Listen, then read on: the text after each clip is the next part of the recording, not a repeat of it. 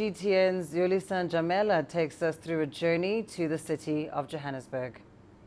Johannesburg is one of the richest cities on the African continent, a metropolis with the highest skyscrapers in this country. Affectionately known as Jozi or Johannesburg, is the wealthiest province in South Africa, but it remains deeply unequal.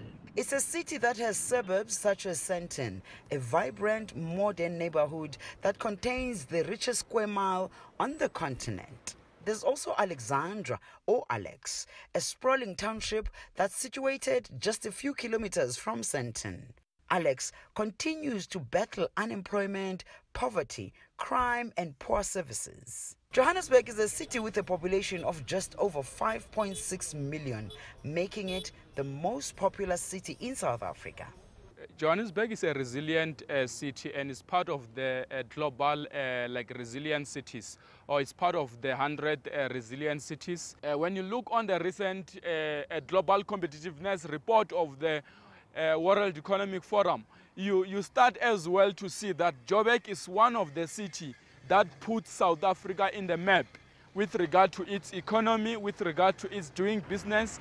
The city has its shadowy past. Johannesburg has many sites relating to the struggle to end racial segregation, among them the Apartheid Museum and the Hector Peterson Memorial. It's also been the scene for some xenophobic attacks.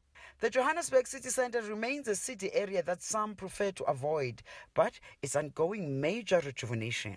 On its own, it is able to as well accommodate diverse African people, and it has shown that above its counterparts like your Accra, like your Lagos. So Joburg has good management, and it continues to be growing and competent.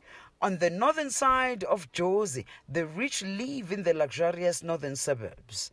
This is where the food at some restaurants is Michelin star quality and house prices are eye-watering.